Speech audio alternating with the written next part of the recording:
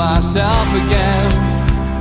But it's the only way you're ever gonna learn. You look back and it's all in the past. I'm dwelling on the thoughts I cannot see.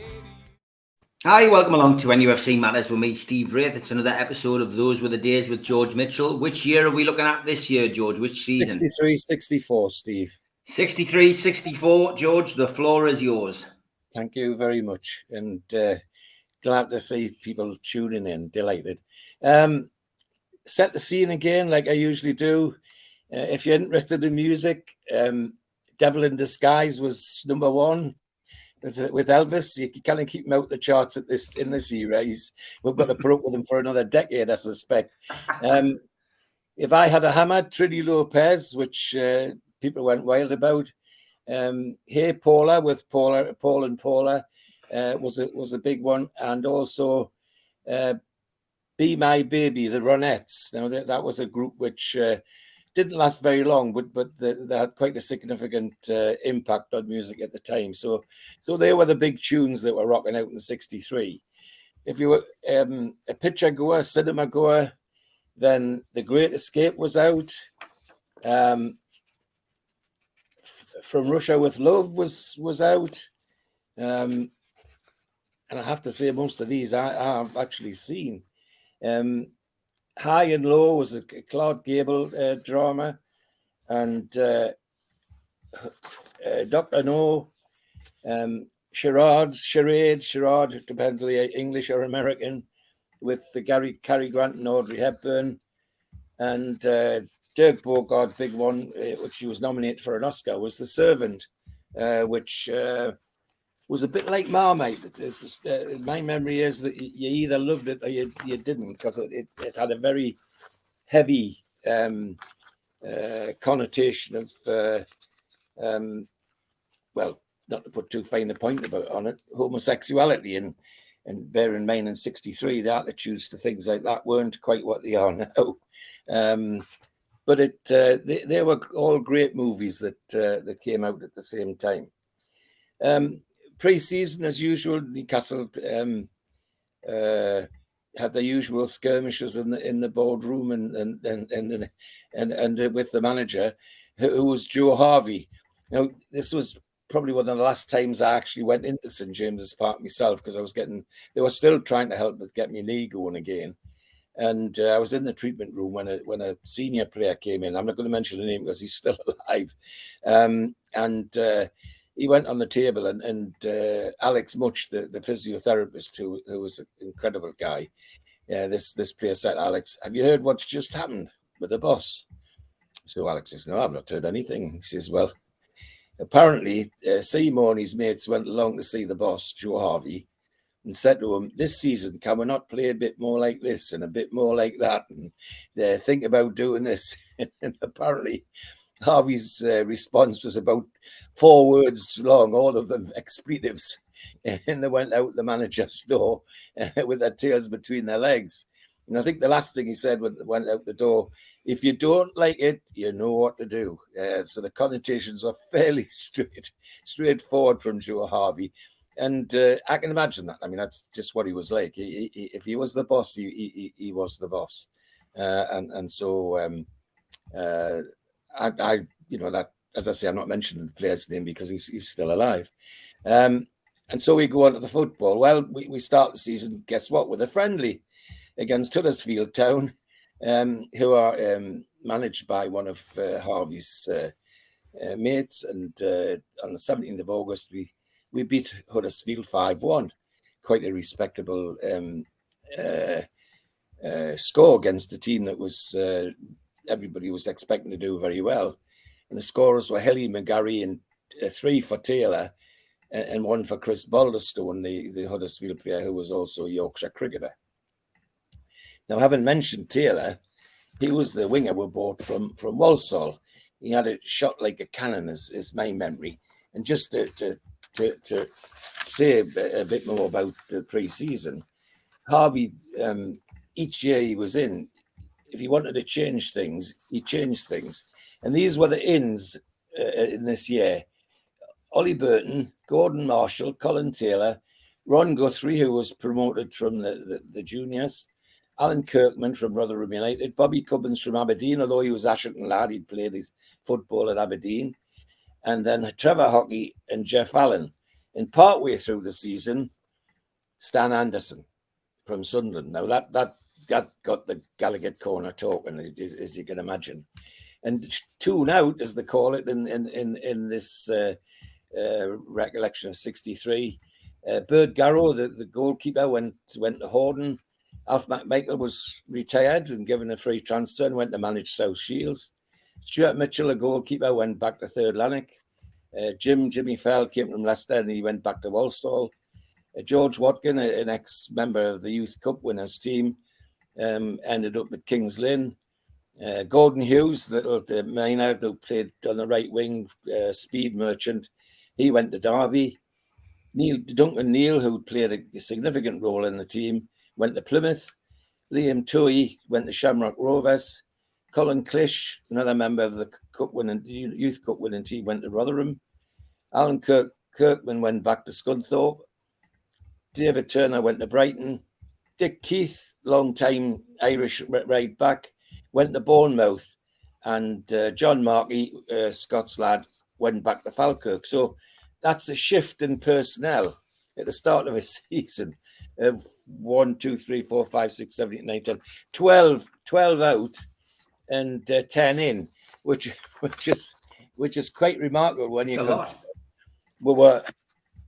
we're up to our neck in debt. I mean, when Harvey took over, and we still were, and yet they let him spend over 100 grand in changing these personnel.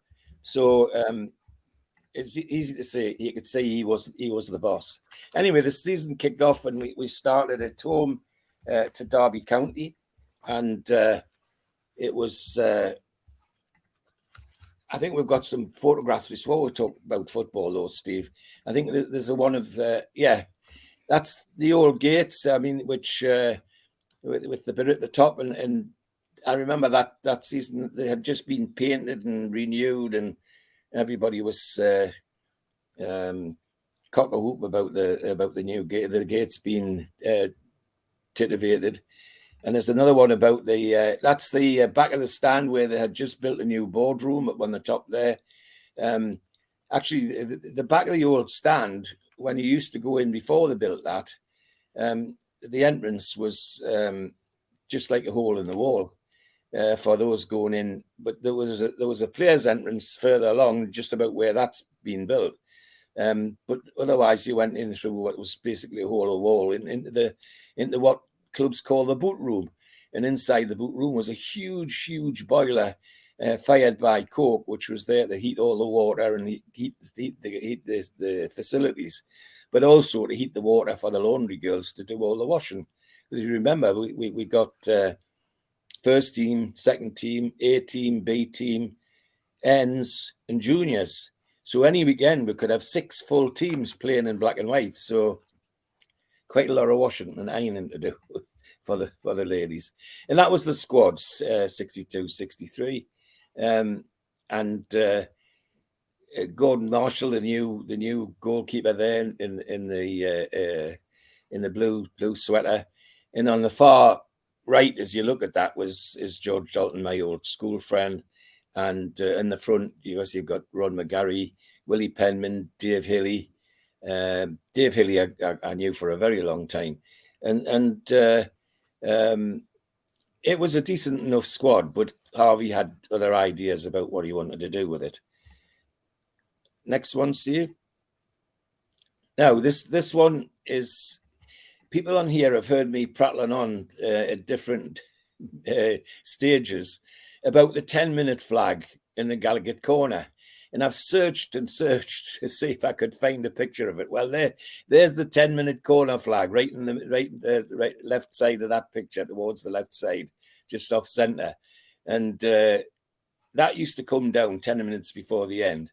And a lot of people in the Gallagher corner used to set their watches by it. And, 10-minute flag comes down, go for the bus. The net result was they sometimes used to miss some of the most important bits of the matches at that. But I've searched, haven't spoken about it so often. I thought, well, there's a picture of the 10-minute corner flag. So let's have a look at that. So Brilliant. That's the 10-minute corner flag. And that's what the story's all about. And people did set store by it. You know, that down it went and they went home. Doesn't matter what was happening on the pitch. Now, I've never been like that. Even now, I sit in my seat right till the last kick, and even after that now, because I like to see the players do their tour. But in those days, the 10-minute corner flag was sacrosanct. And I think we're into the games now. I think there's should be a programme now, Steve.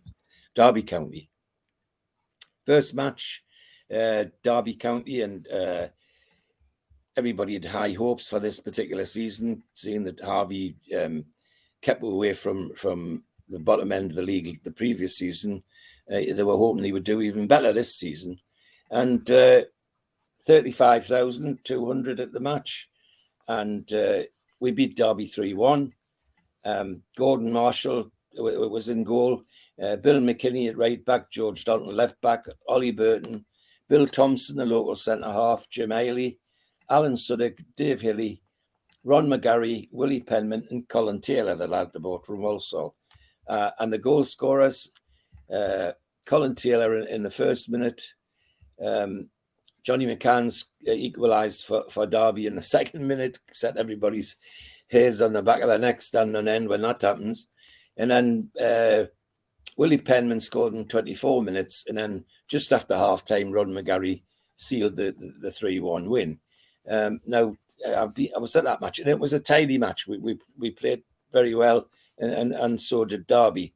The Derby team was interesting because at left back they had Bobby Ferguson, who they'd just bought from us, and they had Gordon Hughes on the right wing, who just bought from us. But they had others, and Bill Curry at centre half that had bought 2 seasons before, at centre forward rather, 2 seasons before from us. But in the forward line was Alan Durbin, who was a Welsh international, and got to know him more up here when he became manager of our near neighbours. But he was a tidy footballer, Alan Durbin. And so, you know, it was a Derby side, but there was 3 ex-Magpies playing against me in that match, which was quite significant, really. Next game is home to is away to Middlesbrough, I think.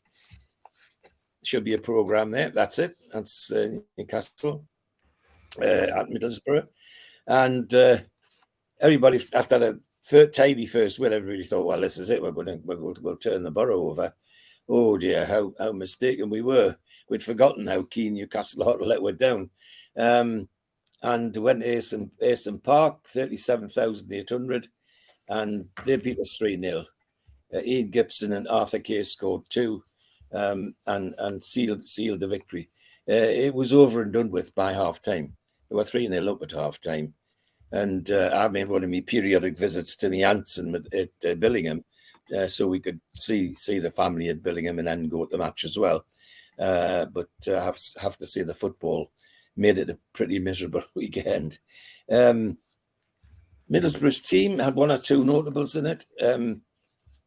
Cyril Knowles was a fullback who was gaining a huge reputation and ended up playing many years as one of the stars of the Tottenham team.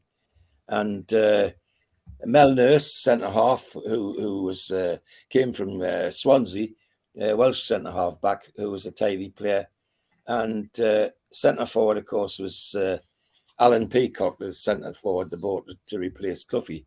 But they were a tidy team, and certainly showed us how to play football that day.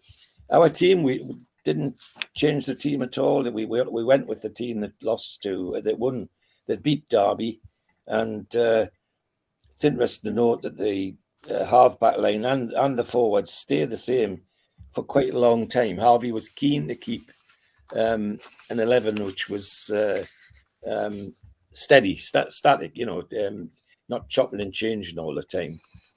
I think the next game is Plymouth, and I think there should be a Plymouth programme there. It certainly is. And everybody thinks, well, we've got thrashed off Middlesbrough. We're going all the way to Plymouth. we don't always travel very well. What's going to happen there? Well, I have to say, I think I've mentioned this before as well. Plymouth was one of the places that all my lot used to like to go to, and they'd persuade Alfie Lowther to get the Hollands buses out and go to the match, and they went to the Plymouth match, and I don't know why they used to feel they got a good reception at Plymouth. I think that was part of it, and but they were shattered when they got home, because they never got home until it was nearly time to go to work the next morning. I mean, there wasn't great motorways like there is now. Anyway, went to Plymouth and expected to get the runaround. Well, lo and behold, typical Newcastle, surprise, surprise, we beat Plymouth 4-3. And 14,000 in the ground, which was a lot for home park in those days. And Plymouth, were back straight away. Alan O'Neill, 2 goals in 13th and 19th minutes. And then Jim McInerney on 37 minutes. In between, Barry Thomas were goal scorer and centre forward, scored a hat-trick on 20, 28 and 43. And then just in the middle of the second half, Colin Taylor, the left winger, put one of his pile drivers in to make it 4-3. And I'm told by those that were there, because I didn't go with them, that it was really exciting, the game, and we played very well. The Plymouth team has lots of interesting characters in, but most important was they're playing and starring for them, I'm told, on the day, was Duncan Neal, who we just sold to Plymouth from Newcastle United, and the right winger called Peter McParland, who made his name at Aston Villa and Ireland, who was a brilliant winger, and he was playing for Plymouth by then. So they had a tidy side, but we had obviously had a much tidier side, because we turned them over 4-3. Only change to the team from the previous games was that Dick Keith came in at right back, and Bill McKinney went into centre half because Billy Thompson was injured. Otherwise, the team was exactly the same. Forward line was Hilly, McGarry, Thomas, Penman, and Colin Taylor. So that was a good comeback, if you like, having got thrashed at Middlesbrough. So now we're at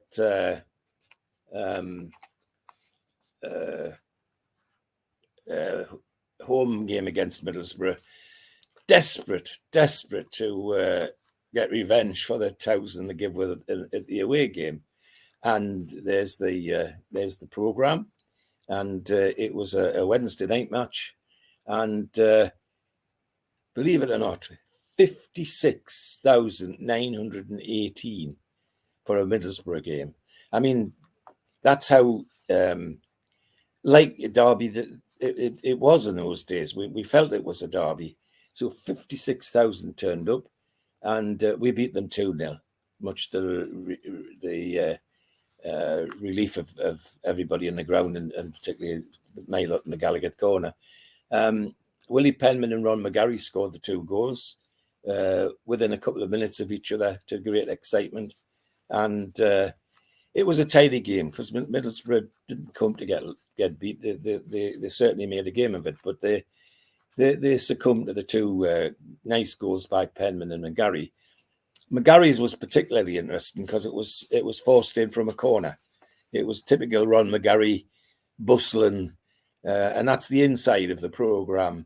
You don't often get the insides of the programme on these things, but there it is. And virtually the same teams that played at Ayson Park.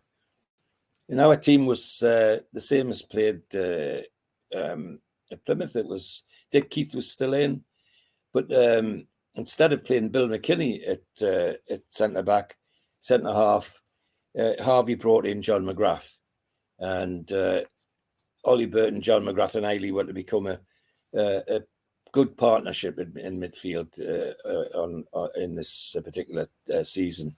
The forward line exactly the same as before. Hilly, McGarry, Thomas, Penman, and Taylor. Middlesbrough's team was identical to the team that played at Ayson Park, with Cyril Knowles at fullback, Mel Nurse at centre half, and Alan Peacock at centre forward. So we're now going away. We've now got a home game against Charlton, and I couldn't get a programme for the Charlton game, but it doesn't matter. We played against Charlton, and everybody after the beating of Middlesbrough thought, well, surely we can get something out of this. And Charlton weren't playing particularly well, and of course, lo and behold, we managed to beat them 5-0, which was fantastic. And the goal scorers for us were Barry Thomas, Alan Suddick 2, and Willie Penman 2. The team was slightly changed with Alan Suddick in the team instead of Bill McGarry, because Bill McGarry had an injury. And Suddick returned Harvey's favour by playing him, by scoring two lovely goals, two typical Suddick goals. Nice dribble from the wing into the middle and then slotting the ball into the bottom corner. And he had an outstanding game. The other thing is that Barry Thomas was red hot at that time, and he gave the Charlton defence a real turnover and made it exciting for us in the Gallagher corner. Charlton's team was there were no particularly outstanding individuals. Well, there was in club terms. There was. I mean, Len Glover is somebody that people, if they look in the history books, will find mentioned quite favourably, and the centre forward Roy Matthews, who'd both given long careers to Charlton, and had made quite a name for themselves. So we're now in a position where we're slipping above the middle of the league, and people are getting confident that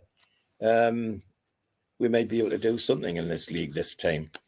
And the next game's a home game to Southampton, which I think there is a programme for.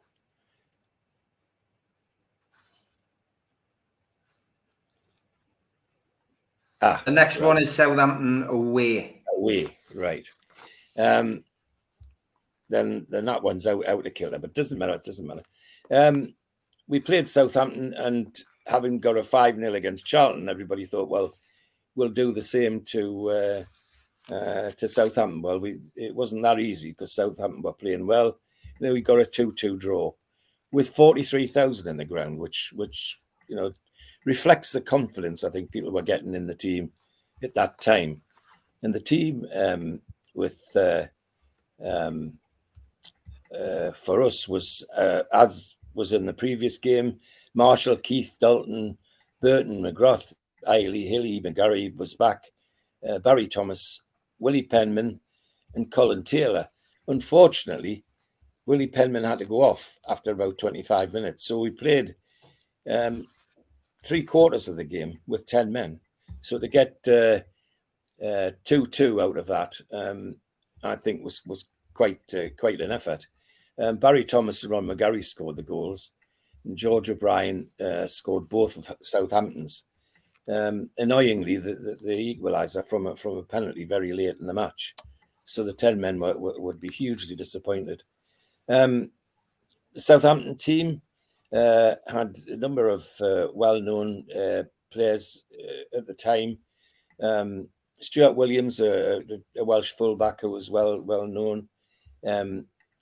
On the right side, right wing, Terry Payne, who was playing for England. George Kirby, a centre forward who was being talked about in England terms. David Burnside, the ball juggling midfielder who came to them from West Brom. And John Sydenham, who was also playing for England on the left wing. So to get a 2-2 draw out of that was quite creditable. And the next game we went to Grimsby, and I don't think I could get a Grimsby programme, but never mind. Everybody was expecting things to happen, and having had a couple of good wins, a good win and a good draw at home, and the team were playing well. But as again, I often say, just when you're expecting Newcastle to do something, they do the opposite. And Grimsby, who were nowhere in the league, really, they were bouncing along the bottom, beat with 2-1, and just less than 10,000 at the game. And we were 2-0 down by half time. And it wasn't until after the half time that we started to play, really. And Ron McGarry got a penalty just on 50 minutes and put us back in the game. And try as we might, we couldn't get an equaliser or even get really into the game very well. The Grimsby side had some interesting characters in. A left winger called Brian Hill, who'd been all over the country, but he was a tidy player, and wherever he played, he made a name for himself. And Brian Clifton, who was left-sided midfield, defensive midfield, who had been in lots of big clubs and ended up at Grimsby. But other than that, there was nobody of particular mention in the Grimsby side, except that Dick Young and Ronnie Foster, who scored the goals in that particular night, I'm told, made our lives a misery, and it was no surprise that they got the goals. Our team was, as read before, Marshall, Keith, Dalton, Burton, McGrath, Eiley, Suddick, McGarry, Thomas, Hilly, and Colin Taylor. So Harvey's still sticking to the mantra of don't change a winning team, or don't change a team at all if you can get away with it. So we now go to the away game at Southampton, which is the programme that you had up before this, Steve. And that's it. Thank you. And 6 notice, Steve. I don't know, in them too much on the South Coast. A Wednesday game, and 18,500 at the Dell, which for them those days was quite a good good crowd. We hoped, having got a 2-2 draw with 10 men at home, that we might actually get something on this away match, but no such luck. Southampton were on form and beat us 2-0 with George Kirby and George O'Brien scoring the goals. And their team was virtually the team that had played at St James's, and Terry Payne and John Sidden, the two wingers, the right and left wingers, caused us all sorts of problems that night. So it was disappointing to say the least. Our team unchanged from the previous game, with it was one change. Alan Suddick was dropped because Ron McGarry was fit again. So Ron McGarry came into the team, and Alan stood down. Disappointing in the sense that, from what I'm told and what I've read about it, we weren't ever really in the game, and that's a common complaint from Newcastle fans, that they don't get into the game. It's a far more disappointing than at least they have a go. So we come home to the next home game, which is against Preston, and Preston are a tidy team, not far from where we are, about the middle of the league, although with a couple of defeats we've had, we're starting to slip below the middle of the league. And we got beat 4-2 by Preston. Very, very disappointing. And the two defeats away, of course, have affected the crowd already. 29,700 at the game, where the previous two have had whopping big crowds, 50, 40,000, 50,000, 40,000. We're now down to 29,700. We were 2-0 down before half time. Alec Ashworth scored 2 goals, 24th and 40th minute. And then just after half time, Alan Kirkman, who was a decent player, but Harvey didn't think so. He got rid of him very shortly after this match. Scored in 47 minutes, and everybody thought, oh, we're going to have a go at this. And have a go we did. Unfortunately, because we were having a go, we left the back door open, and Alex Dawson, who Preston got from Manchester United, big busting centre forward, scored 2 beautiful goals, and we were 4-1 down. Ollie Burton got a consolation towards the end from a corner, but 4-2 was how it stayed. The team, again, virtually the same. Marshall, McKinney, Dalton, Burton, McGrath, Ailey, Hilly, McGarry, Thomas, Kirkman, and Taylor. Kirkman took the place of Willie Penman because Willie Penman was injured.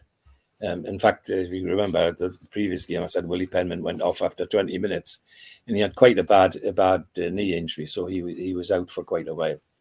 The Preston team has names that we recognise. Goalkeeper is Alan Kelly, who has got relations with our club through his relatives that played for us, Gary Kelly and others who played for us. Tony Singleton was the centre back and was. Although it was Division 2, he was regarded as England material, where nowadays Division 2 hardly gets a look in from Southgate. Right winger was Dave Wilson, who they got from Huddersfield, and he was a tidy player, very dangerous winger, and caused us all sorts of problems on this night. And of course, I've already mentioned Alex Dawson, who they got from a centre forward, who they got from Manchester United. And on the left wing was Doug Holden, who they'd got from Burnley, who had been an England winger, but he was on his way down now. So we think, well, we now have a League Cup game, and guess who we're playing in the League Cup? Preston, for God's sake. You know, it's 21st of September, it's the league match. 25th of September on a Wednesday night, it's the League Cup second round.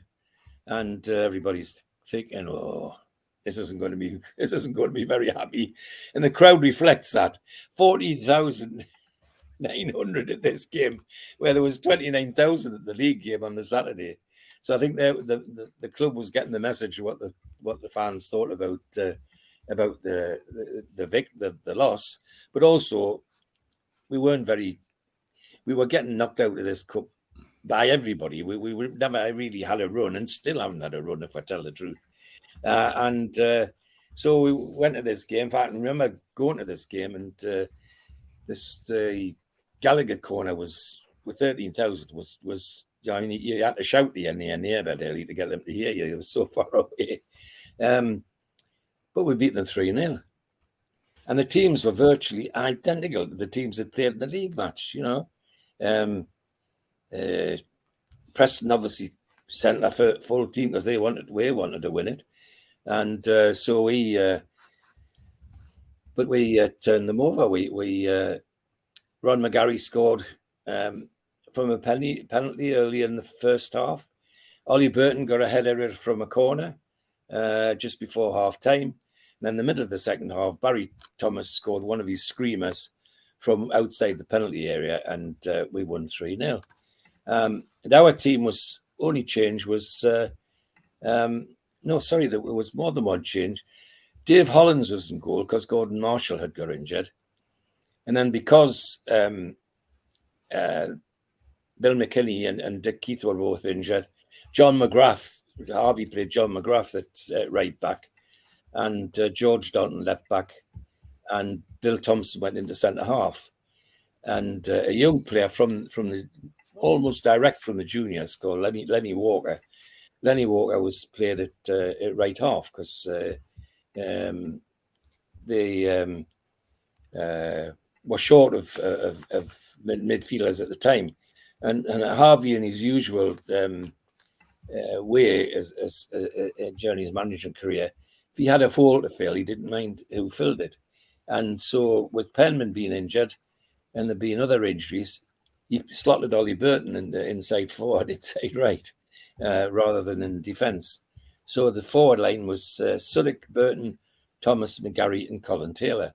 Well, it obviously worked. It's the 1-3-0. And as I say, the Preston team identical to the one that really gave away a hammering in the league match. So everybody's cock a hoop. They think we're going places now. We've got this win in the League Cup. So the next match is away to Leyton Orient, and I think there's a programme for that, Steve, now. Yep. And everybody's hoping, well, we've done well with the recent league matches. Let's hope we can do well here. Well, sadly, we didn't. We lost 1-0. We give it a go, is all I'd say, is that reports of the game were that yes we lost, but we certainly didn't lie down and die. We certainly give it a go, which was something.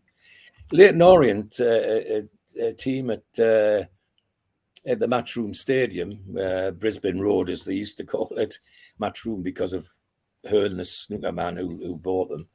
12,989 at the game, which I gather for them was quite a big crowd. The goal scored by somebody called Norman Dealey.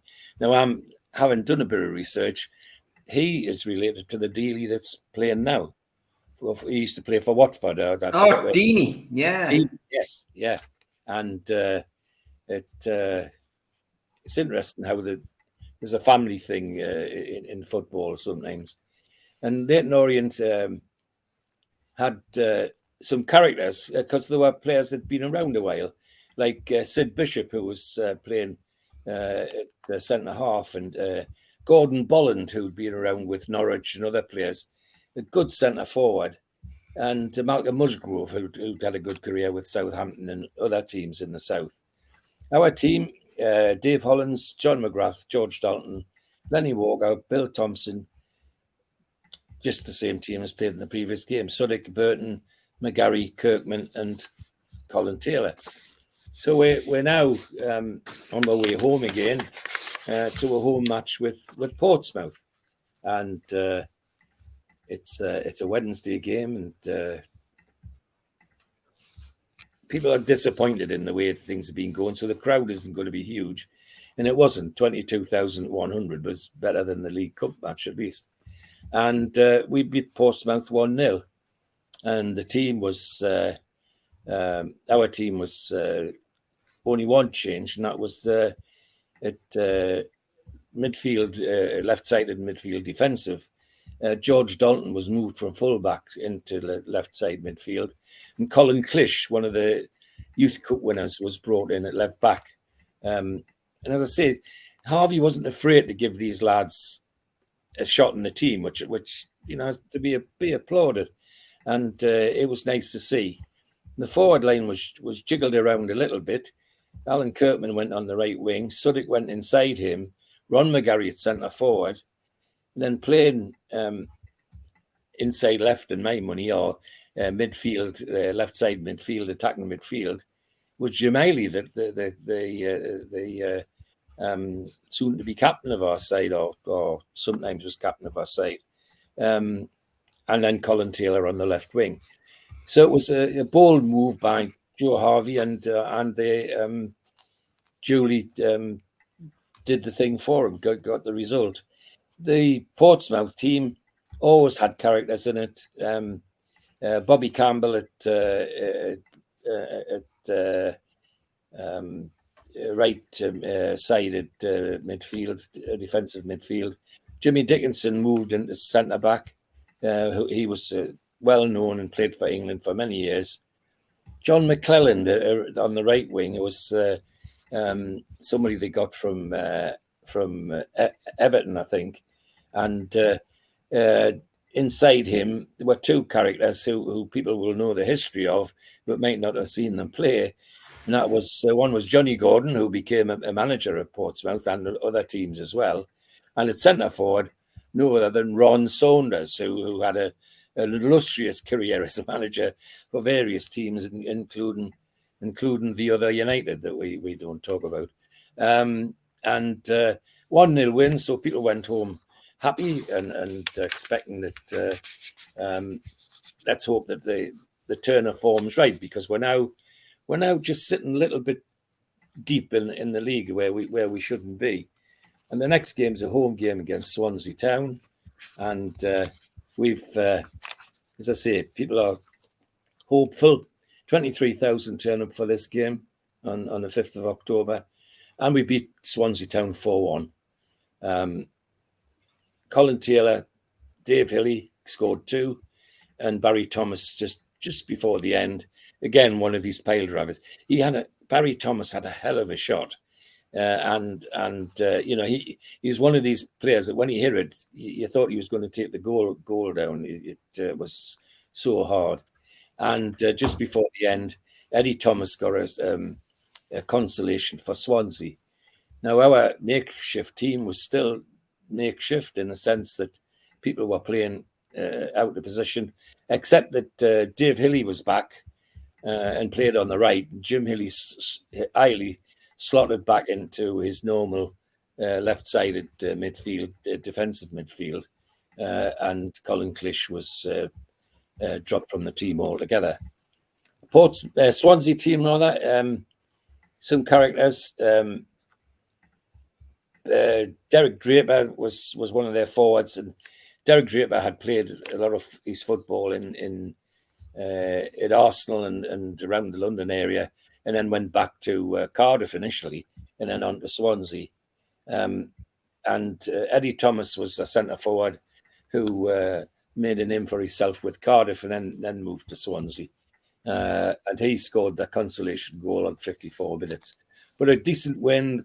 Everybody went home happy, and talking about how nice it was for us to get a decent win. Now the next game, of course, is a derby game against Sunderland, and there should be a Sunderland programme there, Steve. Yep, that's us, and everybody's up for this. And it's worth noting that Sunderland have caught up with the Southerners with the price of their programme, 6 pence.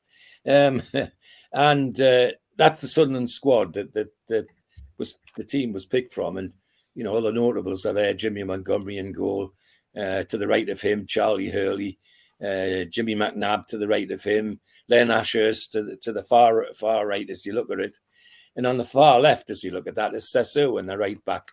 Another old school friend of mine. We played in the Northumberland boys together, and both went to Burnley on trial together. And they were playing decent football. On the far right at the front is George Mulhall, who's a good Scottish international. The beat were 2-1, much to everybody's annoyance. 56,980 in the crowd. And Len Ashurst scored, and George Hurd scored one in 81 minutes. The annoying thing is, Colin Taylor hit one of his pale drivers after 10 minutes and put one in the lead. And we stayed in the lead till just before half time, when Len Ashurst got a knock in from a corner. We were sleeping, and then George Hurd of all people finished it off, because his reputation with Newcastle fans was very low after what he did to her when he signed for Sunderland. He actually signed for us, and the Sunderland chairman went up the night after he signed for us and persuaded him to take that up and sign for them for another few pounds in his pocket, and that's what he did. So he wasn't very popular, to put it at least. Sunderland team is almost the one they've just showed. Montgomery, Irwin, Ashurst, Martin Harvey, good Irish full halfback, Charlie Hurley, Jimmy McNabb. Jimmy McNabb was a hard character. Brian Usher, George Hurd, Nick Sharkey. Not a big centre forward, but a deadly centre forward. Did you see Nick Sharkey at all, Steve? No. No, he was well, for centre forwards go, he was a tiny tot. He was sort of if he was 5'7", he'd be lucky. Yeah, in a centre forward at any time, but particularly in those days against some of the bruising centre halves he was playing against, Nick Sharkey was a dangerous centre forward. Then Johnny Crossan, a very talented Irish midfielder who went to the World Cup with Ireland, and George Mulhall, the Scottish fullback. And our team was predictable. Hollins, Keith, Dalton, Burton, McGrath, Eiley, Alan Suddick came back, Dave Hilly, Barry Thomas, Ron McGarry, and Colin Taylor, with, as I say, Harvey doing his best to stick to the people who he felt were doing what he wanted them to do. And I think we now go to a testimonial for Alf McMichael, Steve. Yes, remarkable player in terms of service to the club. 420 games for Newcastle United, spanning over nearly a decade, and Irish international. And as I say, he was a thoroughly nice guy. Whenever he had any contact with the young uns at the club, it was a pleasure. It was a pleasure to talk to Alf McMichael, and he got having a look to see what his crowd was. 25,000 turned up to the match, which is not bad for a testimonial. And there's his 11. Harry Gregg from Manchester United. Dick Keith came back. Alf McMichael himself. Stan Anderson came from Sunderland. Willie Cunningham from Preston. Well, he's down as Dunfermline there, but he was at Preston by then. Jimmy Nicholson from Manchester United. Jimmy Melia from Liverpool. Johnny Crossan from Sunderland. Billy Bingham, another Irishman winger who played for Sunderland. And in the middle, Jackie Milburn, who'd come up from Ipswich, because by now Jackie had left Linfield in Ireland and was managing Ipswich. And Bobby Mitchell on the left wing, who was then player manager of Gateshead. And there was our first team playing against him. Hollins, McKinney, Dalton, Markey, McGrath, Eiley, Suddick, Hilly, McGarry, Kirkman, and Taylor. And a game which was most enjoyable. But for those of us who are that way inclined, the highlight of the evening was 2 goals from Jackie Milburn. He just ran the legs off them. Even at that age, he was still quicker than most of the ones on the pitch. Kirkman scored in 3 minutes, Cummins in 31, Taylor got 2, Amelia and Milburn 2, and Billy Bingham got 2. But a thoroughly entertaining game for a testimonial game. So we now go to Portsmouth, an away game at Portsmouth, and I don't. This is another one where my lot like to go. They like Portsmouth. I don't know what it is about the south coast that like them out, but they're persuaded Alfie to get his bus out and take a trip down to Portsmouth. But I bet after the match they wished they hadn't, because we lost 5-2. I bet it was a dismal ride home, because my lot were bad losers, I tell you. And Portsmouth, well, by half time they were 4-0 up by half time. Just after half time, Ron McGarry and David Hilly pulled 2 back, and everybody got excited. Well, the excitement died when John McClellan slotted in the 5th one for Portsmouth, and that was the end of that. 15,000 exactly almost at the game, and the Portsmouth team was the one we'd seen at St James's Park. With Jimmy Dickinson and Jimmy Gordon, Ron Saunders, the people I've talked about before, playing in that team and giving us a thorough run around. Our team was, as was in the previous match, Hollins, Keith, Dalton, Burton, McGrath, Eiley, Suddick, Hilly, McGarry. One she's changed. Leslie O'Neill was another youngster who was starting to show form, and Harvey gave him a run out, and Colin Taylor, but it wouldn't be much of a happy run out for a debutant. a 5-2 loss. We're sliding down now, slightly below middle, and people are getting a bit anxious. And so the next game's a home game against Northampton, and there's hope that we might turn this over, because Northampton aren't, they're down nearer the bottom than they are nearer than the top. But no such luck. We lose 3-2 to Northampton, which was desperate, especially as Jimmy Eiley put one in the lead in 15 minutes. They equalised right on half time, and then Colin Taylor put we back in the lead, one of his pile drivers. And then Peter Kane and Billy Hales scored 2 for Northampton, and we lost 3-2. I remember being at this match. It was a disappointing game. We had 9 chances that we just couldn't convert. That's very familiar, isn't it? They don't, but never mind.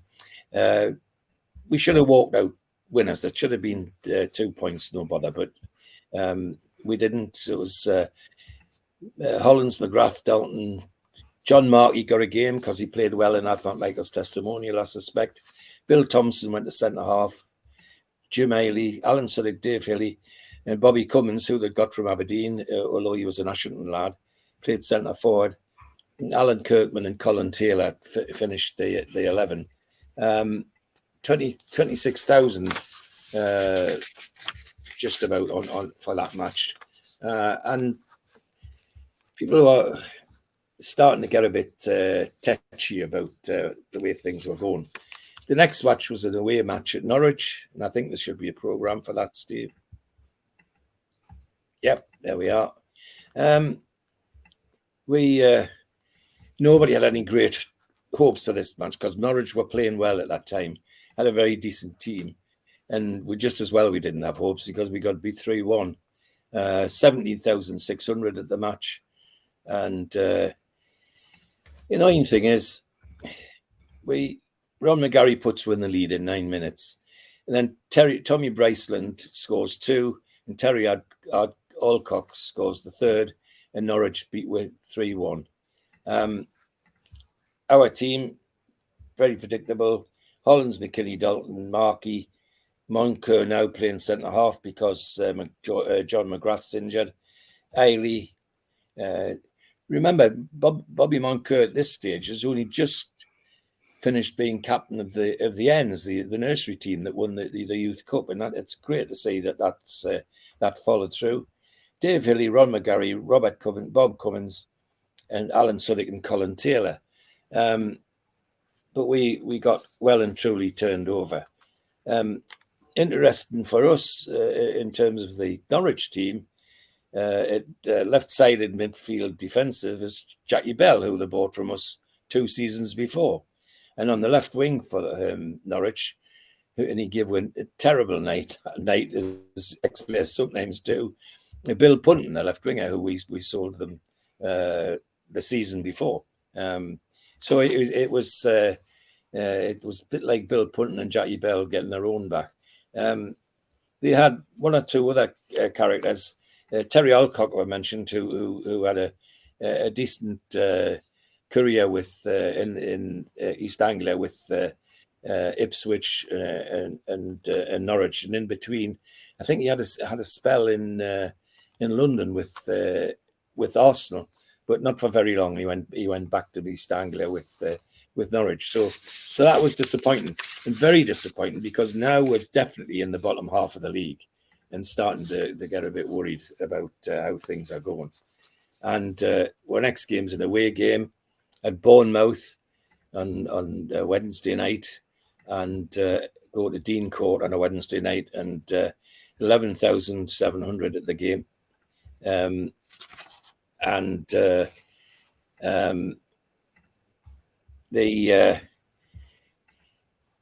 game best served as saying that we threw it away. We got a 24-minute penalty by Ron McGarry, and then faded towards the end badly. And Ron Bolton and Ray Bumstead both scored 2 goals for Bournemouth just before the end, and having been 1 up at half time, it was extremely disappointing for everybody that was the case. Looking at the Bournemouth team of that day, they didn't have any outstanding players, but they had 1 or 2, like Charlie Crickmore, the left wing, made a name for himself up at Huddersfield. Ray Bumstead played in London with Charlton, but the rest were seasoned professionals who did a good job for Bournemouth. Our team's not the same, slight changes. Gordon Marshall's fit again. And Harvey throws in David Craig at right back out of the youth squad. Joe Butler, another old school friend of mine. In fact, when I played in the juniors, I used to be right back and Joe Butler was left back. Old Hughes used to make a joke about he sometimes tempted to make it Butler and Mitchell, so it sounded like a brewery, if you like that sort of thing. Anyway, David Craig, Joe Butler, David Turner came in, another youth player who was with Harvey given a chance to. John McGrath, George Dalton, Alan Suddick, David Hilly, Rod McGarry, and again he tries Jim Ailey in a attacking midfield role and Colin Taylor on the left wing. But we lost 2-1 a match. Everything I read about it and heard about it, we should have won. We should have given it away. We gave it away. The next game is a home game against Cardiff, and everybody's hoping and praying that things are going to turn around, because we're now sitting too close to the bottom for comfort, is the best way to describe it. The next game is a home game against Cardiff, and everybody thinks, well, this is Cardiff aren't brilliant. They're not any better than we are in terms of league position. And so they come to St James's Park on the 9th of November. 39,000 nearly turn up, 38,495. So people are coming back and trying to boost the atmosphere, at least, if nothing else. And there's hopes that we might get a result, especially as on the day before this game, Joe Harvey bought Stan Anderson from Sunderland and made him captain, all on the same day, and put him straight into the team against Cardiff, which everybody was. And I think that might have something to do with the crowd, actually, that turned up. But lo and behold, it didn't work. Cardiff beat were 4-0, absolutely pummeled her, absolutely turned upside down and inside out. To say that it was disappointing, I mean, every goal that went in, the groans of the Gallagher corner were getting louder and louder. And of course, typical, we get 2 goals from Peter King in the first half. And then in the second half, a beautiful goal from somebody called Ivor Altchurch, who Cardiff bought from us 2 seasons beforehand and was still playing brilliant football. And a returnee from Italy called John Charles scored the 4th one. So it was a real thousand, is the way to describe it. But it was an opportunity to see John Charles returning and so on. But it was an unhappy night for the Gallagher, I'm afraid. And Dave Holland's in goal, Dave Craig, George Dalton, Stan Anderson, John McGrath, Jim Ailey. Now that halfback, Anderson, McGrath and Ailey, will feature many more games together. And then another new player, Trevor Hockey, who came from Nottingham Forest at a big fee. I think it was £50,000. Ron McGarry, Bobby Cummins, Willie Penman's fit again, and Colin Taylor. So a very dismal night for the Cardiff team. Well, I've already mentioned the notables. John Charles at centre forward, Ivor Altchurch, our old player, playing in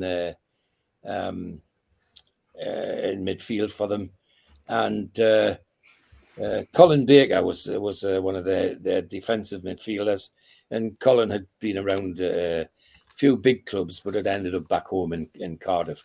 But they really give us absolutely no joy at all. It was pretty miserable. Next, we go to Swindon, and Swindon are well above us in the league now, and there we are. Nobody's expecting very much out of this. And lo and behold, they managed to hang on to a 0-0 draw. But I gather, what I've read of it, it was one of those 0-0s which was very exciting. And again, that sounds familiar, doesn't it? 0-0 and end-to-end stuff. But we couldn't quite get the ball in the net. Nearly 21,000, 20,669 at the game. Our team was Gordon Marshall, Bill McKinney, Dalton, Anderson, McGrath, Ailey, Trevor Hockey, David Hilly, Barry Thomas, Willie Penman, Alan Suddick. And their team was laced with ex-London players. Ken McPherson, who was very popular at Chelsea for a while. Keith Morgan, who was at Chelsea for a while. Mike Summerby, who was very famous at Manchester City and played for England. Ernie Hunt, who was another one who's ex-England player who'd done well. And on the left wing was a young star who has become one of their most famous players ever, called Don Rogers.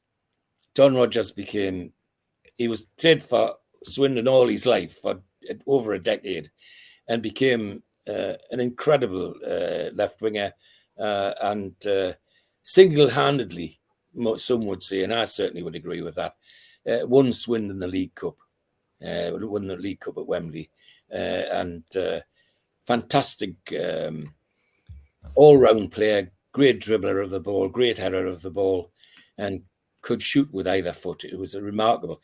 What was even equally remarkable, that every big club in the country, including Newcastle United, tried to buy Don Rogers from Swindon. I mean, they were throwing silly money at Swindon to try and get him away.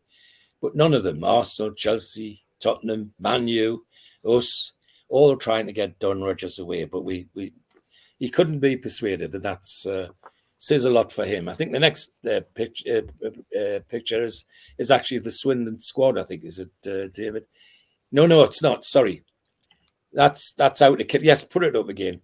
It's out of kilter. That one should have been with one of the Middlesbrough programmes. But I like to put the squad in to just let people see what... and with this one being a coloured one, I thought I would put it in. I see Taifu T played their part this season as well. Certainly did, all over the place. And they produced lots of little cards as well. You know, but yeah, they were a tidy side, Middlesbrough. But so that was Swindon 0-0. But at least it was a point and started off back in the right direction. The next game is a home game against Manchester City. And nobody's got any great hopes for this, but 22,587 turn up. And we beat Manchester City 3-1 and really do beat them. We were well in control of this game, and the ups and downs continue. We were down and we're back up again now with Gordon, Marshall, McKinney, Dalton, Anderson, McGrath, Eiley, Hockey, Hilly, Thomas, Penman and Suddick. And there's Harvey playing his same team logic again. Manchester City, Bill Levers at right back was well known. Bobby Kennedy at half back. Roy Cheatham at centre half. Neil Young was a young player who was coming in and ended up playing for them for many years and being in the cup final side. And then just on the left side of that forward line, inside left, was Derek Kevin, the big blonde lad from West Brom who was playing for England, and David Wagstaff, who became a very good left winger for them. So that was a good win, and people felt a bit more confident. The next game is an away game to Bury, and having beaten Manchester City, everybody's thinking, well, surely we're gonna get something out of this trip to Bury, and they weren't disappointed. Only 9,800 at the game. Bury put the frighteners on by scoring first, so they one down at half time, and then an own goal from one of their fullbacks equalised for us. And then Barry Thomas, 89th minute, bang from about 30 yards, nearly took the goal out of its foundations by scoring the winning goal and making everybody happy. Our team, predictable as before: Marshall, McKinney, Dalton, Anderson, McGrath, Eiley, Hockey, Hilly, Thomas, Penman and Suddick. So Harvey's sticking to the lads he thinks are doing the job. In Bury's team, Chris Harker was in goal, who was 2 years ago used to be one of our goalkeepers. At centre-half, Brian Turner, who became a very famous manager himself. Gordon Atherton playing in the defence, who again became another another famous manager in due course, and Tony Bartley on the left wing, who made his name with Manchester City actually before he went to Bury. So that's making me look a bit more happy, a bit healthier, and was sneaking up the league a little bit away from where we were, because after those series of defeats and draws, we went down as far as 18, which is white knuckle territory for any team in any division, never mind in the second division. The next game's at home to Scunthorpe, and we beat Scunthorpe 3-1, and it was a good victory. I mean, they played exceptionally well, not just well, exceptionally well. And Barry Thomas, Willie Penman, and Alan Suddick, 2-0 at half time. Alan Suddick made it 3-0 just before the middle of the half.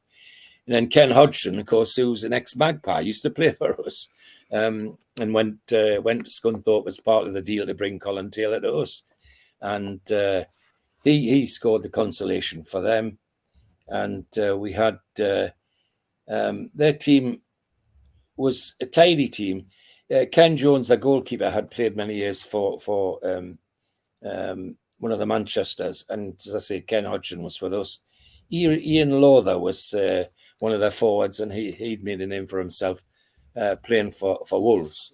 So a 3-1 win, and as I say, 24,500 crowd, and we're starting to climb back up the league. So there should be a programme for Derby now, I think it is, Steve. That's it.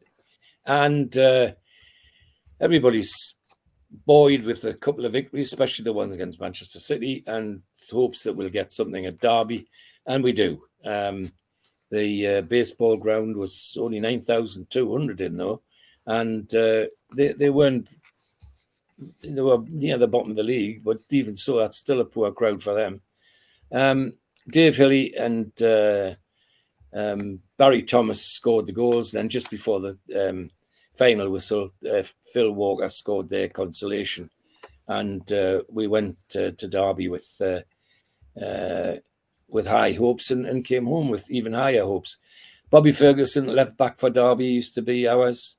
Gordon Hughes, on the right wing, used to be ours, and Bill Curry was injured, so he didn't play. And Alan Durbin, the ex-Sunderland manager, was playing for them as well. So, in fact, he actually became Derby manager too. Our team, fixed team: Marshall, McKinney, Dalton, Anderson, McGrath, Eiley, Hockey, Hilly, Thomas, Penman, and Suddick. And we're now getting excited because we're well above the middle now. We're starting to be knocking on the door of the top 5 or 6. The next game is a home game against Plymouth, and everybody thinks, well, we'll turn them over, surely. Well, 23,500 at the game. We're disappointed to see a 1-1 draw, but it was a miserable one. I remember I was at this game. It was a pretty miserable 1-1 draw, with bags of chances at both ends going missing. But as I say, there was just like a damper on the game. It was just so dead. It was so dead. Now our team was as before: Marshall, McKinney, Dalton, Anderson, McGraw, Eiley, Hockey, Hilly, Thomas, Penman, and Suddick. As I say, Harvey keeping to the lads he thinks is going to do the job. No great stars in the Plymouth team. Apart from Peter McParland, and it was Peter McParland that scored their goal, and in fact set us panicking because he scored it in 12 minutes. But it wasn't in 70 minutes when Barry Thomas scored the equaliser and redeemed the team. The next game's a home game against Huddersfield Town, and Huddersfield weren't doing so well and compared to ourselves, and everybody hoped that was a signal for a victory, and it reflects in the crowd. People are getting excited because they're up within touching distance of the top 5. 37,898 at the game, and we beat Huddersfield 2-0. Barry Thomas and David Hilly scored the goals, and the team was, as has been for a few weeks now, Marshall McKinney, Dalton, Anderson McGrath, Suddick, Hilly, Thomas, Penman and Taylor. Huddersfield had one or two notables in the team. Ray Wood, who'd made his name for himself at Manchester United, John Coddington, Kevin McHale, who was outstanding winger with them, and then playing for them at centre forward, our old centre forward, Len White, who we hadn't seen for a long time. But I have to say, on that night, I was quite sad seeing Len White, because you could see he'd lost a yard, if not 2 yards of pace.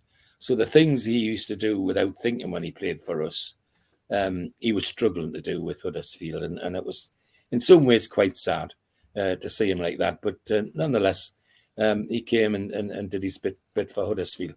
The injury he got from Dave Mackay well and truly finished Len White, I think. There's no doubt about that. So everybody's getting excited now. Pre-Christmas game. In fact, that was my birthday, 26th of December. That was my birthday game. And because the way the league played it, our return game on the 28th of December was Huddersfield. So we went to Huddersfield on the 28th, and everybody thought, oh, well, we'll just turn them over at home.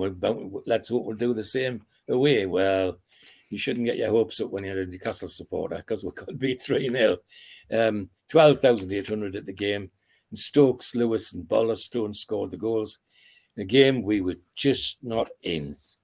Just weren't in it. Even though their team was exactly the same as ours.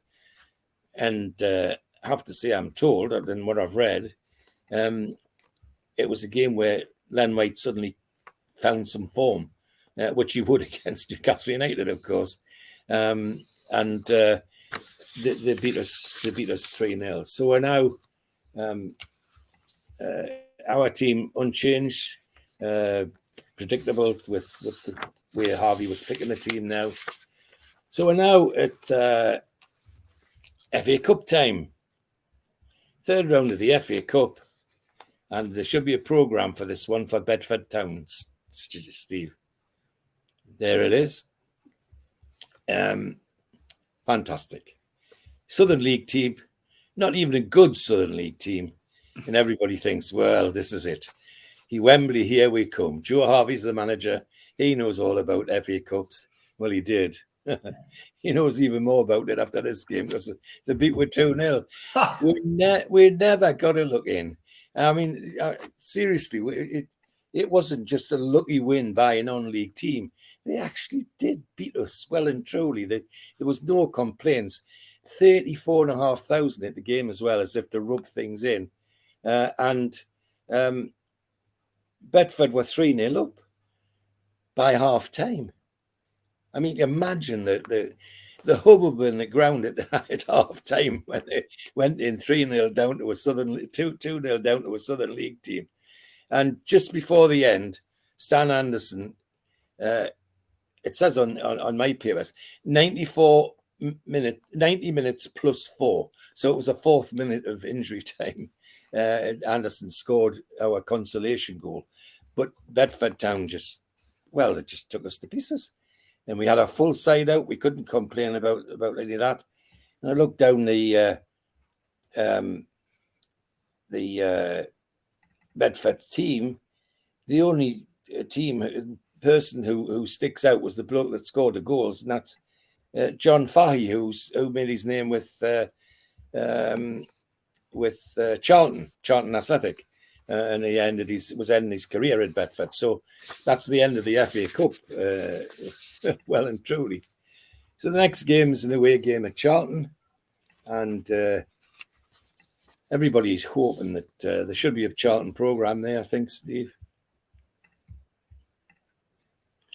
Yep, everybody thinks, well, they're well below us in the league, and everybody thinks, well, at least we should get a result here. Well, we didn't. We still had the hangover from Bedford, I think, because 18,500 at the game, and we lost the game.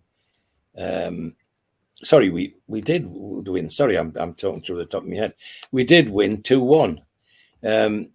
We got a shock because they went ahead straight away, and McGarry and Thomas scored the 2 goals that took us to victory. But it wasn't a brilliant game. As I say, they played like they were still playing Bedford Town, but the important thing is they got a win that kept with roundabout above the middle of the table and still in touching distance of the teams that are fighting for promotion. The next game's a home game against Grimsby, and we 23,600 at the game, and we turned Grimsby over 4-0. Played exceptionally well again. They seem to come in and out of form this side, and with Stan Anderson scoring 2 and Barry Thomas scoring 2, we were 3-0 at over half time against Grimsby, and never looked like losing this game. And the team predictable, well, as was read: Marshall, McKinney, Dalton, Anderson, McGrath, Eiley, Hilly, Suddick, Thomas, McGarry, and Taylor. And the Grimsby Town team was had 1 or 2 notables in. Don Donovan, who was a big Everton player and in his younger days. Ron Cockerell, also a big Everton player in his younger days, and Brian Hill, the left winger, who was a decent player in his younger days, with again with Everton and Bolton and Lancashire clubs, but he ended up at Grimsby. So we're now hoping that we staying in touch with the teams at the top. We're now in touch in the top 5. The next game's a home game against Preston. Sorry, an away game to Preston. So there should be an away Preston programme. Great, thank you. And we shouldn't have got our hopes up because we got beat 3-0. Preston turned us over completely. 18,900 at the game, and Alec Dawson, the big centre forward, scored 2, and Brian Godfrey, a midfielder who was a good goal scorer, scored the 3rd goal. For us, our team was exactly the same as the team played in the last game, but for them, they had a goalkeeper called John Barton, who was from the northeast, from Whitley Bay actually, and Tony Singleton at centre-back, and a young man called Howard Kendall playing at left side of defensive midfield. And of course, Howard was to go on to be in England international for many years. Dave Wilson, Brian Godfrey, Alec Dawson. Alan Spavin was another young player they introduced who became quite a famous player for Preston, and Doug Holden on the left wing. So they give us a real turning over, there's no doubt about that. So the next game's a home game against Leyton Orient, and people are getting anxious to see the top 5 slipping away. Haven't had the hopes that we might get to the top, and they don't disappoint us on this day because we beat Orient 3-0. 20,670 at the game, and Bobby Cummins, Willie Penman, and Bill McKinney. Just before the end, scored the 3 goals. The team was predictable. The only change was at right back. David Craig was replaced by Bill McKinney. Otherwise, it was the same as before. And Leyton Orient team was the one that we played, exactly the one that we played when we were down at Leyton Orient, with Gordon Bolland and Dave Dunmore and Malcolm Musgrove in the forward line. But it was a game which... and it's the one I was at. They did play particularly well that day, and again, people are getting quite excited because we're now within touching distance of the top 5, and thinking, well, 1 or 2 more good results, and we're going to get near the promotion slots. Next game's away to Rotherham. Don't know if there's there's not a Rotherham. No. And at Millmoor, 9,700 at the game. And just to get we're all upset and excited, Rotherham go 2-0 up in the first quarter of an hour. Willie Penman pulls one back just before half time. Then Alan Suddick scores 2 in the second half to give us a 3-2 victory, which cheers everybody up. And our team, as read, Marshall Burton was at right back because McKinney's injured now. Dalton, Anderson, McGrath, Eiley, Hilly, McGarry, Cummins, Penman, and Suddick. And the Rotherham team has one or two notables in who are on their way out. Peter Madden, who played for Middlesbrough amongst others, and Leeds. Brian Taylor, the same, played for Leeds and others. But otherwise, no notables to think about. The manager was an interesting character called Danny Williams, who was a well-known manager and managed in all the divisions over the years, and he was quite a character. So we're now at home to Swindon. I think there should be a programme for Swindon, Steve. There it is. And everybody's hoping we should win this one because they're nowhere in the league, certainly nowhere near where we are. And they don't disappoint. We beat Swindon 4-1, 23,500 at the match. Dave Hilly, Bobby Cummins, Ollie Burton, and Alan Suddick score the goals, and Bobby Woodruff gets Swindon goal, just a consolation goal at the end. The Swindon team is almost the same as the one that we played when we played them there. Mike Summerby's still in the team, ex-Manchester City. The only difference is that Rogers isn't playing because he's injured, the young left winger. But it was a good win and deserved. I'm not going to say easy win because I don't think that's right. Swindon didn't lie down. They fought that corner, but it was a good win for us. I think there should be a picture of the Swindon. Is the Swindon? That's it. That's from the Swindon game, and I think that's that's. I think that's Bobby. No, it's David Hilly, I think. No, it's not. It's Bobby Cummins scoring one of these goals. And there's another picture as well, I think. And that's the Swindon squad, which has got Mike Summerby in the team, and a big squad for them because they weren't a very wealthy club, but they in the second division they had quite a big squad. Next game, Steve, is a home game against Northampton. Sorry, an away game against Northampton, and everybody's hoping we'd get something out of this game so to keep it near that top 5 or even better. So we went to County Ground and we got a 2-2 draw. Bearing in mind they beat us at St James's Park. But just to beat Newcastle, they always, as always, they set us on our back by scoring the first goal. And then Bobby Cummins and Alan Suddick put us in the lead. And then 68 minutes, Derek Leck scored the equaliser for Northampton and had everybody's nerves jangling towards the end of the match. Our team was almost as read. It's not going to read it again, it's all boring. But Northampton team, they have a goalkeeper called Brian Harvey, who used to play for us 3 years beforehand. Charlie Minton sold him to Northampton. And I remember playing with Brian, a nice lad, but the people used to say his hands must have been put on hot, whatever that's supposed to mean.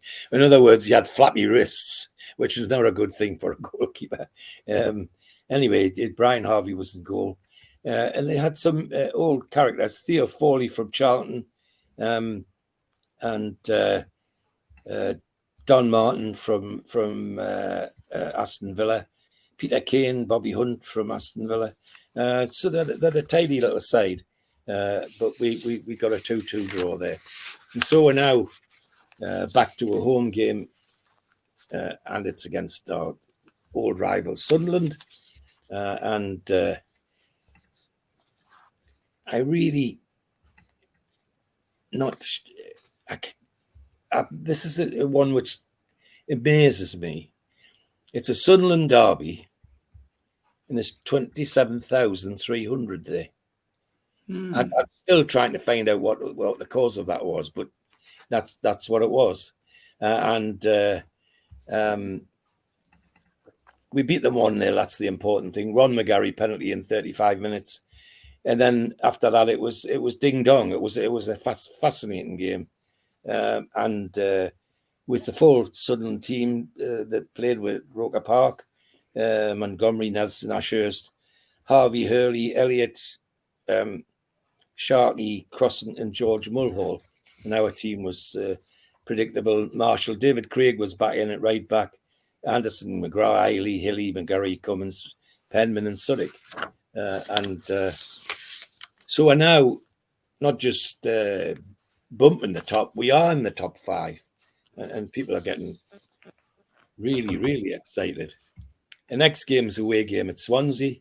And we win 1-0.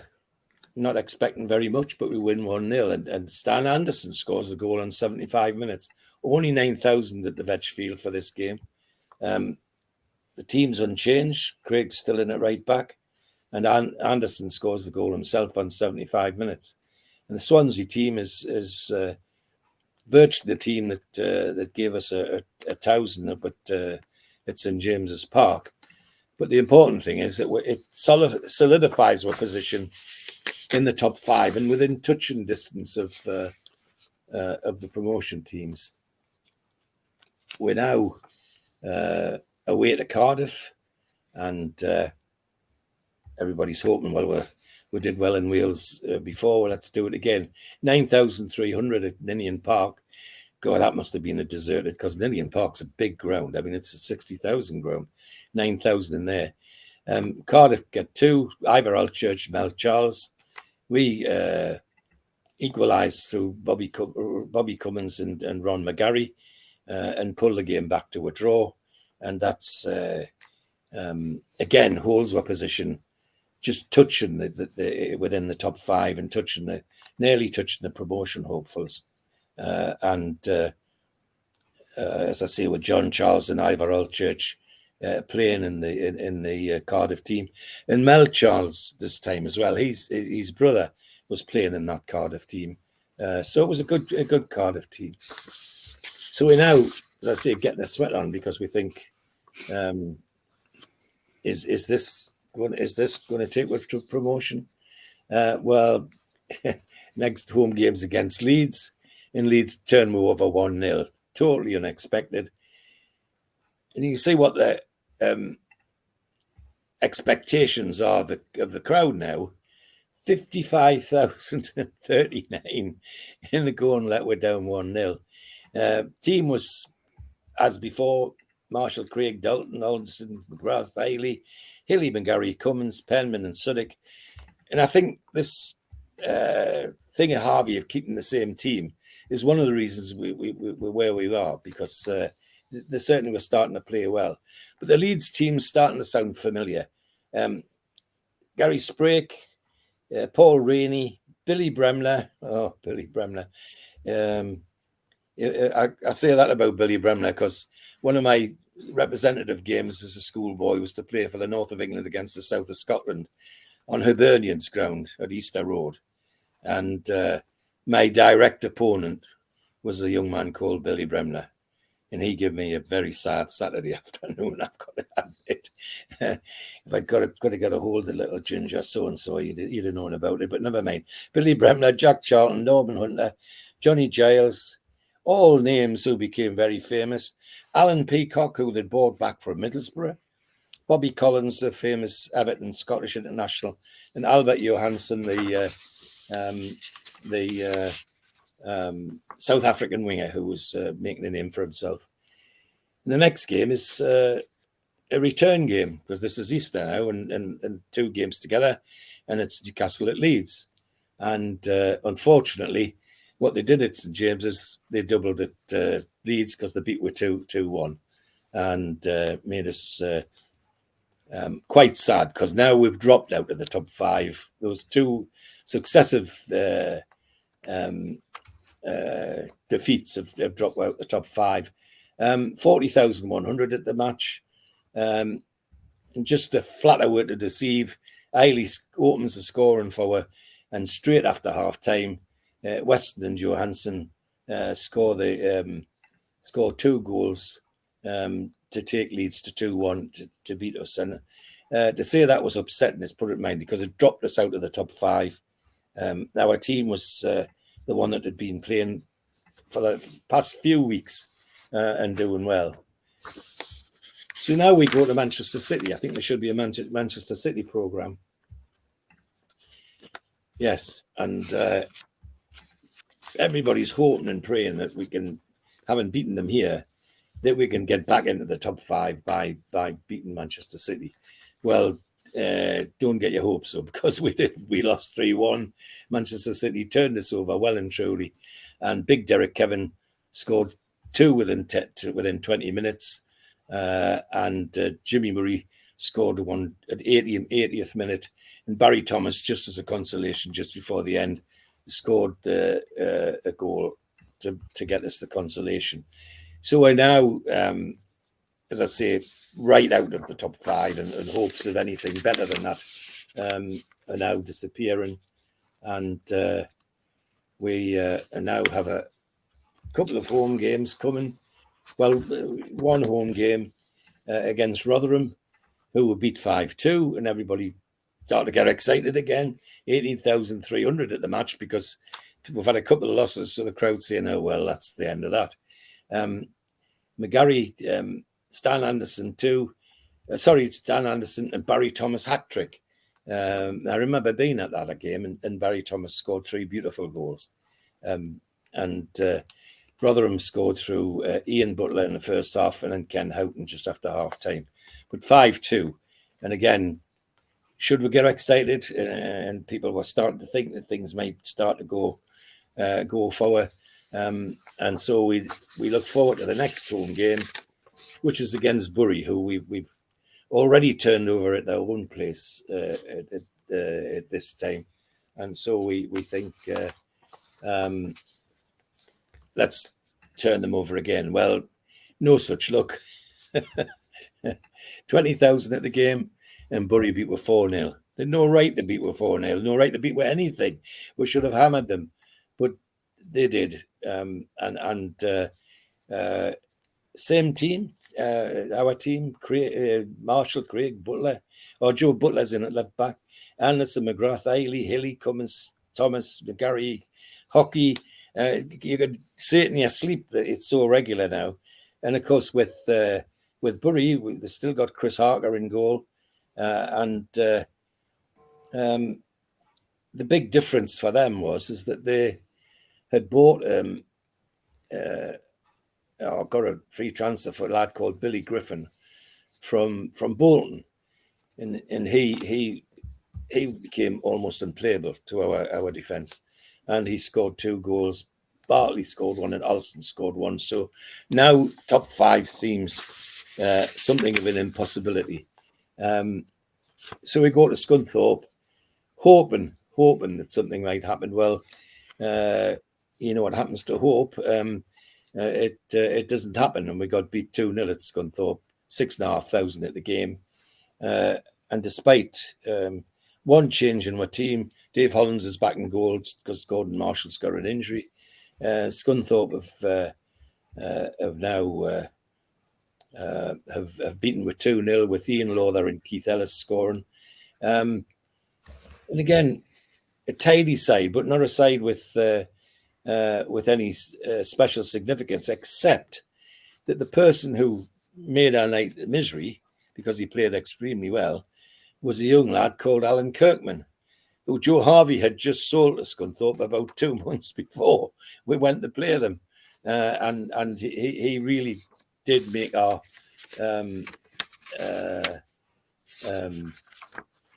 trip there a misery. And we We now come to the last match of the season. It's a home game against Norwich, and the crowd tells you what the Gallagher thinks of where we are. 12,200 at the game, and we beat them 2-0 in what was in a reasonably entertaining game, with Jim Ailey and Bobby Cummins scoring the goals. And same team for us, and similar with Norwich, with Bill Punton and Gordon Bolland and others that I've mentioned before who used to play for us, playing for Norwich. That was the disappointing end to a season, because there was a period in the middle, as you could tell, as I was getting excited about we're being near top 5. People did really think that we're going to have a shot at promotion, but it didn't happen. And to say it was disappointing is putting it mildly. Interspersed with all of that, and I still, for the life of me, don't know why we did it. We had 2 friendlies when we were playing in the middle of a league programme where we were hanging on to top 5, and we played a friendly against Middlesbrough and a friendly against St Johnstone at St Johnstone. I mean, it could only be for money. I can't find any other reason for playing them. But it seems to me, if you're serious about promotion or what you're doing, you concentrate on that. But we always seem to manage to throw in a couple of friendlies if we can. Top scorer, I'd be no surprise. I put that in because that's a nice picture of Stan Anderson leading the team out of the tunnel. I felt it was worth an airing, haven't found it. And the top scorer? A top scorer was Barry Thomas. Nobody should be surprised at that. 26 games, 21 goals. You can't ask much more for that from a centre forward. Unfortunately, he had a couple of injuries which kept him out. Maybe that affected where we were. I don't know. But McGarry and others were scoring goals. We didn't do badly on the goal scoring side, but Thomas was the top scorer. And the chairman of the club changes now to Wally Herford, Dr. Herford, who used to be our family doctor, as well as being a director of the football club. Chain smoker, would you believe? When he went to get examined by Wally Herford, he had to put up with his smoke, with his tab dangling out the corner of his mouth all the time. So it was no good to him saying to smokers, stop smoking and you'll get better, because he was the worst of the lot. But a nice guy, and worked well with Joe Harvey, I think, in ultimate seasons. So that's 63-64. Disappointing, but showing promise is how I would describe it. And there's no doubt about whose team it is. It is now clearly Joe Harvey's team. He's going to play the people that he wants to play without any interference from anywhere. And that's got to be a good thing, I think, compared to what's happened before. So there you are, 63-64. Brilliant stuff as always, George. Thoroughly enjoy listening to it and hearing all the ins and outs and the games. And thanks as always for your work. Look forward to catching up with you on the next one very soon, mate. Take care, George. Yes, sure. And, okay. I've just got to give a shout out, as always, to the sponsors. Thanks to Skips and Bins. Telephone 0800 25 45 25 3. Email inquiries at skipsandbins.com. Easy, contract free, and pay as you go waste collection. Their website, of course, www.skipsandbins.com. Thanks to Darren Baldwin Funerals, 304 Old Durham Road, Gateshead. Telephone 01914 478 2730 or website darrenbaldwinfunerals.co.uk. Thanks to Garden of Healing Dispensary, CBD hemp and cannabinoid specialists, www.thegohd.com. And thanks to Mr. Vicky's Sauces, handmade in Cumbria, and they're mrvickies.co.uk, 01768 210102. Thanks to Away Day Clothing and Media Arts, and thanks to qtechshop.co.uk, the makers of pool tables and snooker tables in Wallsend, Newcastle. Don't forget, subscribe to the channel. Hit the NUFC Matters logo in the bottom right hand corner and you can subscribe for free. Hit the thumb up to like the video, click share to your social media. We're also available as a podcast on iTunes and Spotify. and the rest. And if you want to join, click join underneath the video, or use your smartphone camera and use the QR code, go straight to NUFC Matters website, or go to nufcmatters.com. If you do it that way, you get a pen, a cup, a scarf, and a membership card and entry into the monthly draw. We also give away free car stickers, so you just need to email john@nufcmatters.com for that. And Matchday Bucket, well, what is that? It supports the food bank. If you want to support the food bank each week, you can pop in a virtual donation by going to nufcfansfoodbank.co.uk. But as always, George, thanks a lot, mate. We will catch you on the next one. My thanks to you and to the sponsors personally as well. Take care, mate. Bye-bye. Okay, bye, Steve.